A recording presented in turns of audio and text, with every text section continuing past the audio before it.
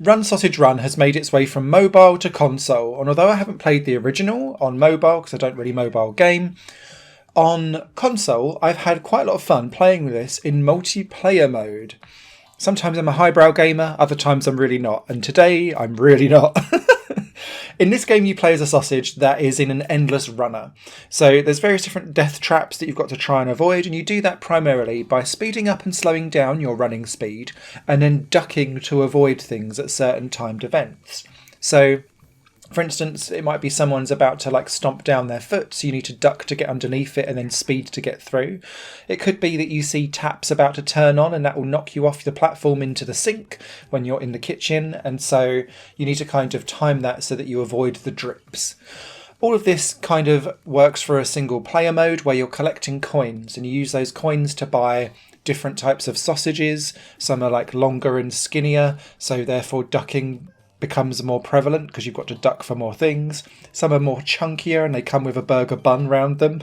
So that just means that you've got to clear more as you're running through tighter, timed specific things like those feet, birds pecking at you, cats trying to grabble at you with your claw. All of that kind of comes into play, and actually, to give Run Sausage Run its credit, each sausage does play differently. Not a sentence I was expecting to say. However, the main bulk of the fun with this game comes with the multiplayer mode, and that's where 1 to 4 players can play locally in races to see who can get to the end of each level quickest. These levels are randomly generated, and that's including single player mode as well. Even though it gives you numbered levels, it feels really odd that you go back to those numbered levels and they're totally different every time. Don't quite see the logic behind that, but that works really well when it comes to multiplayer, because you never quite know what you're going to get. You can't be too prepared for a specific level because it will always be different every time, although based around themes of certain types of traps normally being put together, to be honest.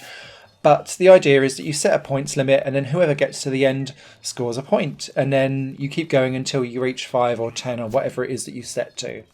This game is stupidly fun when you do it in short bursts. Are you going to grind for 2 hours in multiplayer extremeness of Run Sausage Run? No.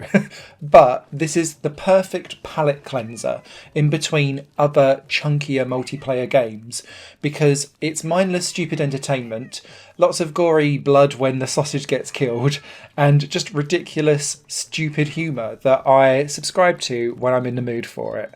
So Run Sausage Run, breath of fresh air, cheap as chips, ridiculously silly and quite replayable in terms of multiplayer fun.